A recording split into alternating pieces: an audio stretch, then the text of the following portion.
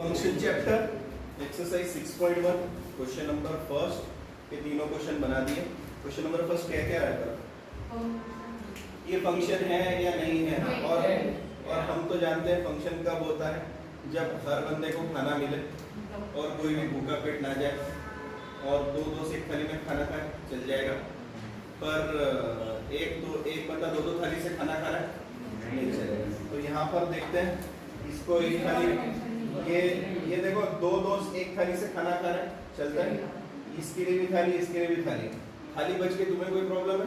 नहीं सर, थाली बच के हमें कोई प्रॉब्लम नहीं है। Yes it is a function. क्या कहेंगे यहाँ पर? सिंस ईच एलिमेंट, इसीलिए मैं 3 लाइन छोड़ने के लिए, each element of set A is related to unique element of set B, therefore it is a function। ये फंक्शन है, ठीक है। अच्छा ये लिखते रहे, इधर देख लो, इसकी बात करो। ये फंक्शन नहीं है, क्यों सर? ये देखो आर देखो ना, ये दो थाली से खाना खा रहा है, हमें अच्छा नहीं लगता, इसलिए हम उसको मना कर देंगे। अच्छा क्या लिखेंगे यहाँ पर? यहाँ पे लिखेंगे since R belonging to set है। देखो कैसे लिखना है, आपको रीजन तो बताते आना चाहिए। अब बाहर जाके खाली और खाने वाला एग्जाम्पल तो नहीं दोगे वहाँ पे, हमें बताना पड़ेगा। R belonging to set A, मतलब सेट ए में एक आर बैठा हुआ है, is related to 2 elements of set B, therefore it is not function। तीसरे वाले में बता दो, फंक्शन है। ये भूखा पेट जा रहा है, -2 को कुछ खाना ही नहीं मिला, तो हम इसको बोलेंगे since -2 belonging to set A does not have any image in set B, therefore it is not a function। Not a function करना तो तुम लगा लेना, क्योंकि अंग्रेजी तुम्हें आती है। लिख लो क्वेश्चन नंबर 2 में पहला दिया हुआ सेट A 1 2 3 4 है, बी सेट ये दिया हुआ है, और उसने यहाँ पर अलग अलग ऑर्डर्ड पेयर दी है, और उसने बोला ऑर्डर्ड पेयर से बताइए कि ये फंक्शन है या नहीं है। तो ऑर्डर्ड पेयर से कैसे बताइए? तो पहली चीज यहाँ पे देख लो पहले कौन कौन है, 1 2 3 4। सो दैट मीन्स अगर ये फंक्शन है तो हर बंदे को खाना मिलना चाहिए, मतलब पहला एलिमेंट जो है वहां पर 1 2 3 4 कंप्लीट होना चाहिए। तो चेक कर लो सर, 1 है 2 है 3 है और 4 है। हाँ सर, पहली चीज तो ये है कि हर एक को खाना तो मिल रहा है, मतलब अभी कोई भूखा पेट तो नहीं है, इसलिए फंक्शन अभी तक तो हो सकता है। पर क्या चेक करो कि यहाँ पर फर्स्ट एलिमेंट में कोई 2 बार रिपीट हो रहा है क्या? यहाँ पे देखो 2 बैठा हुआ है, ये जो है ना ये 2 थाली से खाना खा रहा है। ये पहले 1 नंबर की थाली से खाना खा रहा है और ये 2 नंबर की थाली से खाना खा रहा है, ठीक है। तो हम इसको क्या बोलेंगे कि ये जो एलिमेंट है ना इसकी वजह से ये फंक्शन नहीं है, और हम लिखेंगे since 2 belonging to set A have 2 images in set B, ठीक है, have 2 images in set B, therefore it is not a function। क्या मेरी बात समझ में आई? ठीक है, रुक जाओ, इधर देख लो, मैं सारी कंप्लीट करता हूँ फिर कॉपी करते बैठो। अच्छा इधर 1 2 3 4 सब सारे लोगों को खाना मिला। कोई 2 बार रिपीट हो रहा है क्या? नहीं सर, अभी तक तो कोई 2 बार रिपीट नहीं हो रहा। तो कोई 2 बार रिपीट नहीं हो रहा तो आपको सिर्फ फंक्शन में चेकिंग तो करना है। कोई 2 थाली से तो नहीं खाना खा रहा है, नहीं खा रहा है। 2 थाली से खाना खाता तो ऑर्डर्ड पेयर में पहले नंबर पर 2 बार वो एक ही नंबर दिखता, यहाँ नहीं दिख रहा है, यहाँ पे सब एक बार ही दिख रहे हैं, तो हम क्या कहेंगे?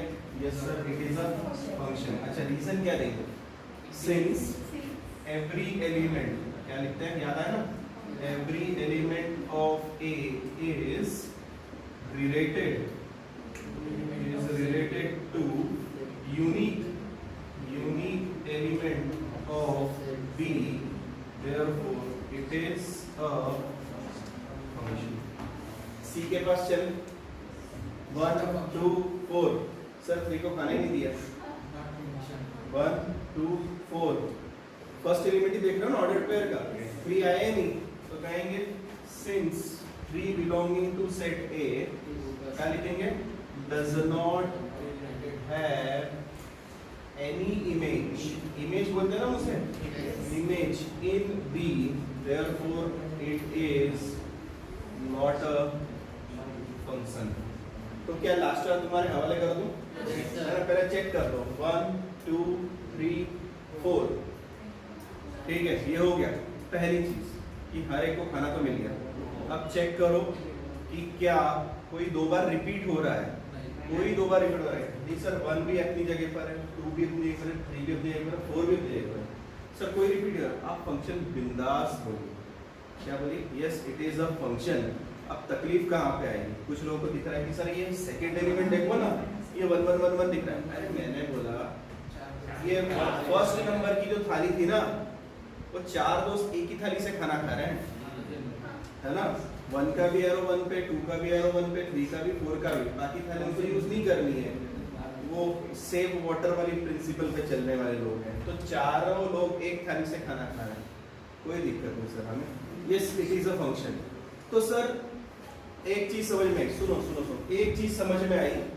कि जब हम ऑर्डर पेयर चेक करते हैं तो पहले चेक करते हैं कि सब लोगों को खाना मिला कि नहीं मिला फिर चेक करते हैं कि कहीं फर्स्ट एलिमेंट दो बार तो रिपीट नहीं हो रहा है अगर फर्स्ट एलिमेंट दो बार रिपीट हुआ तो हम क्या तुरंत बोलते हैं फंक्शन नहीं क्या होगा अगर सेकंड एलिमेंट दो बार या दो से ज्यादा बार रिपीट हो रहा है तो मैंने बोला तब मैनी वन फंक्शन बनता है फंक्शन है पर मैनी वन फंक्शन मतलब वो भी देखना पड़ेगा अभी तो हाल फिलहाल उसने हमसे क्या पूछा है सर फंक्शन है कि नहीं तो हमने वो बता दिया पर यहाँ पर जब उसने पूछा यार 1 1 है मैनी वन है 1 2 है इनटू है तो हमें उसके पास जाना पड़ेगा जैसे एग्जांपल 1 1 है या नहीं है पहली चीज तो ये फंक्शन ही नहीं इसको बता दो ये फंक्शन है 1 1 का मतलब एक बंदा एक थाली से तो चेक करो सेकंड एलिमेंट कहीं पे रिपीट तो नहीं हो रहा या कि वो है यहाँ -1 है यहाँ 1 है 3 है नहीं सर सब अलग अलग थाली है सर 1 1 फंक्शन क्या मेरी बात समझ गए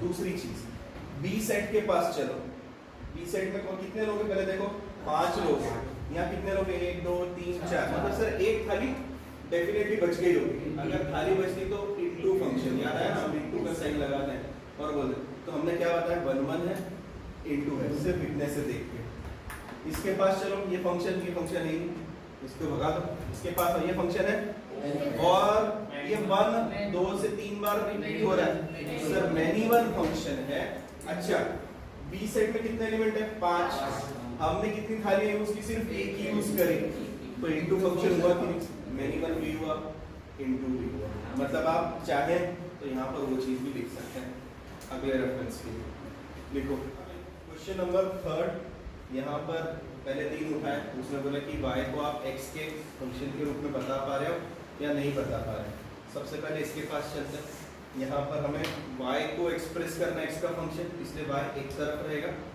x दूसरी तरफ रहेगा तो इसका मतलब है पहले सर 2x को उधर फेंक देते हैं it will be 3y is equal to 12 minus 4x और y is equal to 12 minus 2x upon 3 ये चीज मुझे मिली ठीक है अब बात करते हैं फंक्शन है या नहीं है तो मुझे बताओ ये कैसा फंक्शन है अपॉन में है ना अपॉन में रैशनल फंक्शन का सिर्फ एक दर्द होता है डिनोमिनेटर 0 बाकी सर डिनोमिनेटर तो 3 है ही ना हमें क्या लेना है उससे तो बचा सर ऊपर का सवाल तो ऊपर से हमें कोई फर्क ही नहीं पड़ता है पॉजिटिव भी आए नेगेटिव भी आए आप रख के देखो जरा नंबर आपने प्लस वाले नंबर रखे भले वो पॉजिटिव आए भले वो नेगेटिव है तो ऐसा तो नहीं कि y को नेगेटिव नंबर नहीं आएगा चलता नहीं ऐसा कुछ नहीं y को सिर्फ एक ही दर्द है सर नॉट डिफाइंड मत करवा देना तो ना नॉट डिफाइंड तब होता है जब डिनोमिनेटर में 0 होता है यहाँ पे ऐसा कुछ है ही नहीं तो क्या लिखोगे yes it is a function तो लिख दोगे yes it is a function ठीक है अच्छा ये वाले क्वेश्चन में y square is equal to 9 minus x y is equal to √9 minus x. अब सुनना, अगर दोनों रियल नंबर से आ रहे हैं तो तकलीफ क्या होती है? तकलीफ ये होती है कि y की वैल्यू अगर मैंने -2 रख दी तो कभी रूट का आंसर -2 आता है क्या? नहीं आता। तो तब मुझे बोलना पड़ेगा कि यार इसकी कोई इमेज नहीं मिल रही है, ठीक है। जैसे या फिर हम x के पास चले जाते हैं, क्योंकि हमें तो x को खाली देनी है ना हर बार। मैंने बोल दिया x की वैल्यू मैं रख रहा हूँ 10, x की जगह मैंने रख दिया 10। 9 माइनस 10 -1, और -1 का स्क्वायर रूट अवेलेबल नहीं है, तो हम बोलेंगे सर -10 की कोई इमेज उधर मिल नहीं रही है, इसीलिए ये फंक्शन नहीं। तो यहाँ पे स्पेसिफाई कर दूँ, for x equal to 10 y is equal to √(-1) which is ND not defined, therefore it is not a function। ताकि आपको याद रहे कि फंक्शन मना कर दिया था सर ने, तो क्यों मना किया था? क्योंकि हम दोनों तरफ से रियल नंबर उठा के चलवा रहे हैं। उधर चले चले, इसमें तो कोई दिक्कत नहीं है। इस y को उधर फेंकता हूँ, 25 को इधर लाता हूँ, तो दुनिया वालों को देखिएगा y is equal to x² minus 25। ये कौन सा फंक्शन है? Since it is polynomial function. अरे छोड़ देना, पॉलिनोमियल फंक्शन। पॉलिनोमियल फंक्शन का domain real number, real number function है, हम जानते हैं polynomial function. Therefore it is a odd power से क्या लेना, मेरा कहना है फंक्शन है या नहीं है। फंक्शन का मतलब ये है मैं x की जगह पर नंबर रखूंगा तो उसका y में आंसर आएगा या नहीं आएगा, समझ रहे हैं? अगर मैंने x की जगह पर कोई नंबर रखा तो y को आंसर मिलेगा या नहीं मिलेगा। तो जैसे मैंने यहाँ पर x की जगह पर 10 रख के दिखाया, तो मैंने बोला यार y is equal to √(-1) आ रहा है, ये नहीं चलेगा, ये नहीं आ रहा है, इसलिए हमने मना करके आया कि भाई इधर इस जगह पे पार्टी में कौन आया? 10 आया, पर 10 को खाली नहीं मिली ना उधर। अब इधर की बात करते हैं, यहाँ पर x की वैल्यू मर्जी चाहे जो रख दो। मैं यहाँ पर x की वैल्यू रखता हूँ, यहाँ पर 1 रखता हूँ, 1 माइनस 25 -24, y की वैल्यू -24 हो सकती है। यहाँ पर y की वैल्यू √(-1) नहीं हो सकती, इसलिए हम मना करके है ना। उधर तो -24 चलेगा ना, तो ऐसे आप मर्जी चाहे जो वैल्यू रखो सब चलेंगे, और वो फंक्शन है क्योंकि पॉलिनोमियल फंक्शन है, ठीक है। इट इज अ फंक्शन, ये लिख लेना। f of question number 4, f of m दिया है m² - 3m + 1। f of 0 find करने के लिए बोल रहा है आपको m की जगह पे 0 पटक देना है, पटक दे। तो f ऑफ 0 का मतलब होता है 0 का स्क्वायर 3 × 0 + 1, आंसर इज 1। इसका मतलब होता है m की जगह पर -3 पटके, सो -3 + 1। क्या चेक कर पा रहे हो? m की जगह -3 रखा, m की जगह -3 रखा, ये -3 का स्क्वायर कितना होता है? 9, ये +9 + 1 19, सही है। आखिरी वाला उतारो, मतलब तुम समझिए कि बीच के मैंने छोड़ दिए और वो असाइनमेंट है। इसके पास आओ, क्योंकि यहाँ पे हमें 2-3 चीजें ढूंढनी है। पहला ढूंढना है मुझे f of 2 + h। f of 2 + h का मतलब m की जगह पर 2 + h रखो, यहाँ पर 2 + h, so it will be 2 + h का स्क्वायर -3 × 2 + h + 1। ब्रैकेट एक्सपांड करवा दे, करवा दो सर। तो ये हो जाएगा 4 + h² + 4h, ये हो जाएगा -6 - 3h और +1। थोड़ा सा और मेकअप करो, क्या क्या मिलेगा? h² 4h - 3h, h और कांस्टेंट है 4 और 1 5, और -6 मतलब -1, मैं यहाँ लिख रहा हूँ -1। दूसरा कौन है देखो यहाँ पर f ऑफ 2, f ऑफ 2 भी फाइंड कर लो। f ऑफ 2 का मतलब क्या होगा? m की जगह पर 2 रख दो, तो रख दो 2 का स्क्वायर -3 × 2 + 1, ये 4 - 6 + 1, वापस से -1, ठीक है। अब बारी आती है ये कैलकुलेट करने की, उसने क्या बोला है हमें कैलकुलेट करने के लिए। तो मैं लिखूंगा f of 2 + h minus f of 2, और अपॉन में क्या है? h। चले आगे। तो सबसे पहले f ऑफ 2 + h क्या था सर? h² + h - 1, रख रहा हूँ h square plus h minus one minus f of two क्या था, तो बस यहाँ पे गलती हो जाती है आपसे। आप क्या कर रहे हो, तो सीधे माइनस वन रख देते हैं, माइनस वन नहीं रखना, जबकि minus of f of two है तो पहले माइनस लगाओ, फिर एफ ऑफ टू के पास जा रहे हो तो माइनस वन है, उसे ब्रैकेट में रखो। अब माइनस और माइनस प्लस, तो मैं यहाँ पे कर दूं इसको plus one, okay plus one. Upon में कौन है, ये वन और वन कैंसिल। ऊपर से कुछ कॉमन निकल रहा है, जल्दी से बोलो, h कॉमन निकलेगा, नीचे वाले h को कट कर देगा, तो मैं लिखूं h प्लस वन। सो इसका आंसर कितना है, h प्लस वन। यहाँ पर उसमें बोला g of x is equal to 0 होना चाहिए। क्या बोला उसने कि g ऑफ x जो है वो 0 है, तो आप x की वैल्यू फाइंड आउट करके बताइए। जो क्वेश्चन पिछले इसमें उठा था, जैसे शुभ पूछ रहा था कि सर मैं x की वैल्यू फाइंड करूँ क्या, पिछली बार इक्वल टू 0 नहीं था, पिछली बार सिर्फ f ऑफ x फाइंड करना था। तो जब तक इक्वल टू नहीं है तब तक वो एक्सप्रेशन रहता है, जब इक्वल टू समथिंग आता है तब इक्वेशन बनता है, तो इक्वेशन का आंसर निकलता है, इसका आंसर निकलेगा। इसके लिए मुझे करना पड़ेगा कि since g of x equal to 0, तो x cube minus 2x square minus 5x plus 6 is equal to 0। इसके लिए हम उठाते हैं hit and trial method.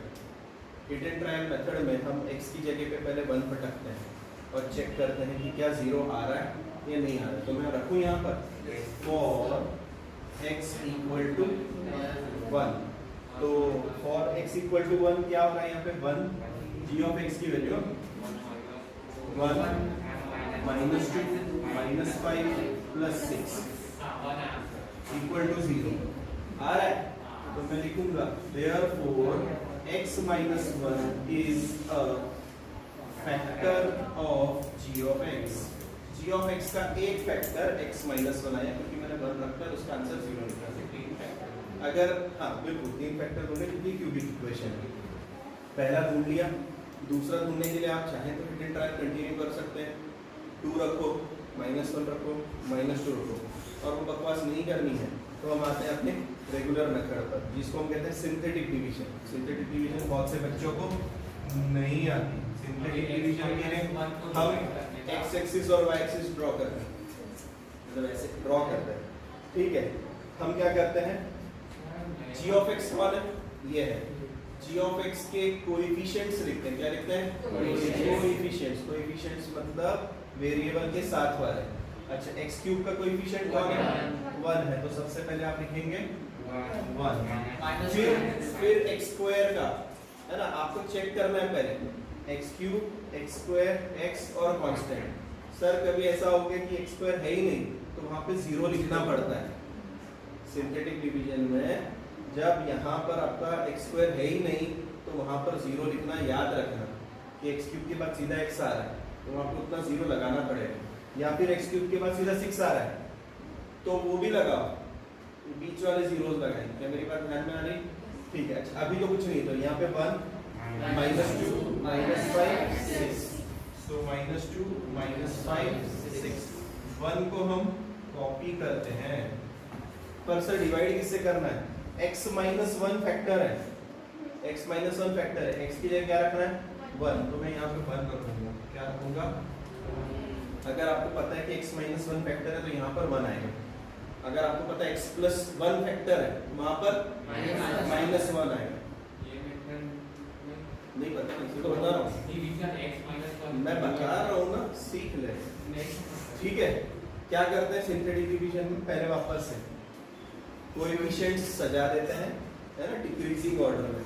1 minus 2 minus 5 6, 1 minus 2 minus 5 6, 1 को कॉपी डाउन करते हैं। मैंने एरो बनाया है, आप पहली बार अगर देख रहे हैं तो देख तो लो, सीख तो लो, काफ़ी आसान मेथड है, बाकी वाली बकवास से काफ़ी आसान मेथड। दूसरी चीज़, फैक्टर कौन सा था, x माइनस 1 फैक्टर था। अगर x माइनस 1 फैक्टर है तो यहाँ पर कौन आएगा, प्लस 1 आएगा। अगर x प्लस 1 फैक्टर है तो माइनस 1 है। इतनी सी बात तो समझ में आ गई ना। अब ध्यान से सुनो, करना क्या है, 1 इंटू 1 ये मल्टीप्लाई होता है, 1 इंटू 1 1 इनको प्लस करते हैं, क्या करते हैं? प्लस करते हैं। जो रेगुलर डिवीजन में करते हैं सब्ट्रैक्ट, यहाँ पे क्या करते हैं? प्लस करते हैं। -2 + 1 कितना होगा? -1। 1 × -1 -1, इन दोनों को जोड़ो, -5 क्या हुआ? -6 नहीं माइनस फिर करना है, प्लस ही करना है ना हमको, ये लगना प्लस लगा दे। -5 प्लस ऑफ -1 तो -1 ही तो जुड़ेगा ना। -5 -1 -6 1 × -6 -6 6 0 आ रहा है, मतलब बराबर आपका डिवीजन परफॉर्म। अब सुनो, ये लॉन्ग डिवीजन नहीं है, इसलिए तो बता रहा। अब क्या हो गया? पहला फैक्टर कौन था? जल्दी से बोलो, पहला फैक्टर कौन था? x - 1 हो गया। सर ये जो आंसर है ये कौन है? मैंने बोला पहला क्यूबिक था ना, एक फैक्टर निकल गया, अब बचा हुआ क्वाड्रेटिक बचता है। क्या बचता है? क्वाड्रेटिक। तो ये क्वाड्रेटिक का पहले वाले का कोएफिशिएंट x² - x -6। क्या अब आप इसके दो टुकड़े कर सकते हैं? हाँ सर, खुशी खुशी कर सकते हैं। कैसे करेंगे? x - 1 x² - 6 -x - 6 3 और 2 -3 + 2, तो लिख दूं x + 2 x - 3 = 0, that is x = 1 -2 3। सही है? चेक कर लो। क्वेश्चन नंबर 4 क्या बोला हुआ है? f(x) = g(x)। जैसे पहला क्वेश्चन है और उसमें बोला f(x) भैया है x⁴ + 2x² और g(x) है 11x²। इसका मतलब ये दोनों आमने सामने रहेंगे, इक्वल टू है ना, तो रख दो x⁴ + 2x² = 11x²। अब ध्यान से सुनना, डिग्री कितनी है? तो रूट्स कितने आने चाहिए? 4 रूट्स आने चाहिए, है ना। तो बहुत बार आप क्या करते हो गड़बड़ में कि कट तो जोश जोश में कर ही देते हो, आपके आते सिर्फ 2। जैसे कि बहुत बार आप क्या करोगे, यहाँ से x² कॉमन निकालोगे, यहाँ बचेगा x² + 2, इधर बचेगा 11x², ये कटिंग लग जाएगा, ये मिलेगा x² + 2 = 11, x² = 9 और आप बोलोगे x = ±3। आपके आते सिर्फ 2 आंसर और आप वहाँ पे 2 लिख के आ जाते हो। जबकि दिक्कत ये है इसकी डिग्री 4 है, तो जब डिग्री 4 होती है तो 4 आंसर आने चाहिए, तो बाकी के 2 आंसर 0 होते हैं, है ना।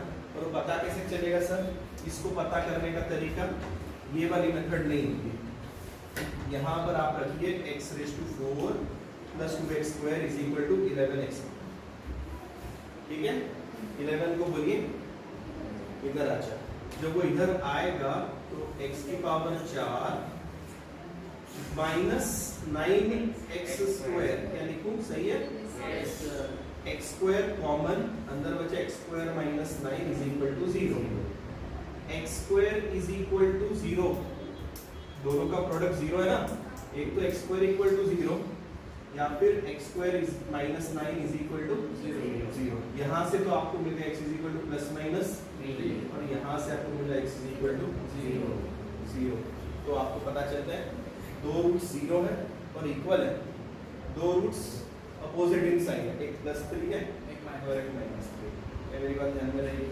तो बहुत बार आप ये गलतियाँ करते हो, x कॉमन निकाल लेते हो, कट मार देते हो, आपके सामने सिर्फ 2 रूट्स आते हैं और जबकि पीछे आंसर पे तीसरा रूट ये 0 दिया है और ये तो आ ही नहीं रहा।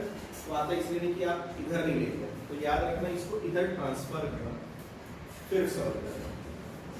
सेकेंड में निपटा दूं मैं, बी वाला निपटा देता हूँ, मतलब फिर आप फ्री हो जाओगे, मैं छोड़ रहा हूँ।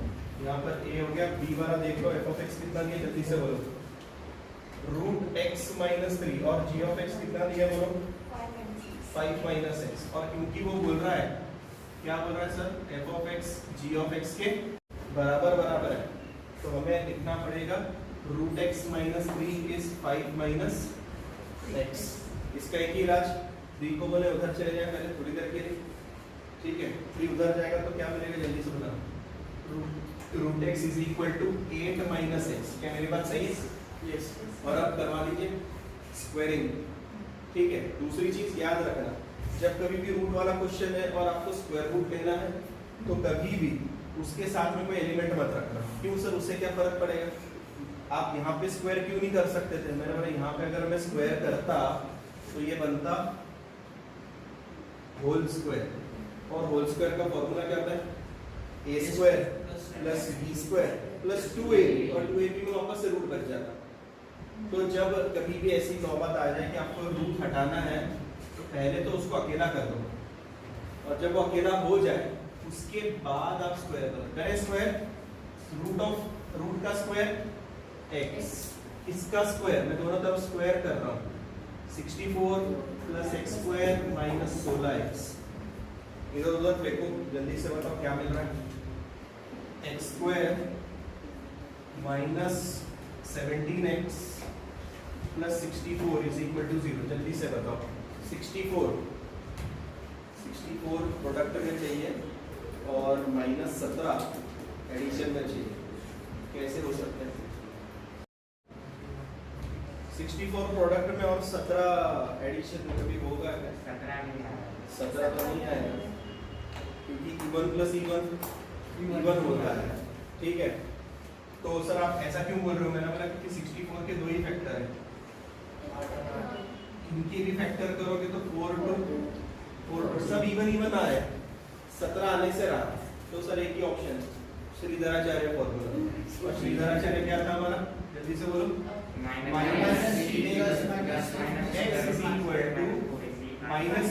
माइनस बी मतलब 17 plus minus under root b square 17 का स्क्वायर माइनस 4 into 64 और अपॉन में 2। चलिए 4 into 64 बताइए कितना होगा? 17 का स्क्वायर चेक करो जल्दी से, कितना होगा? करो 289 17 प्लस माइनस अंडर रूट 17 का स्क्वायर कितना है? 289 ये चेक करो। 17 का स्क्वायर कितना? 289 चेक कर लिया। ठीक है, और वो माइनस में कितना आ रहा है? 256 है। ओके, सो 289 माइनस 256 और अपॉन में बैठा 2। जरा सब्ट्रैक्शन करो, कितना बैठा? 33। ठीक है, तो 17 plus minus under root 33 by सही था।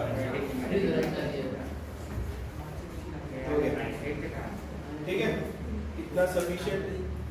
नेक्स्ट इसमें आगे कंटिन्यू करें।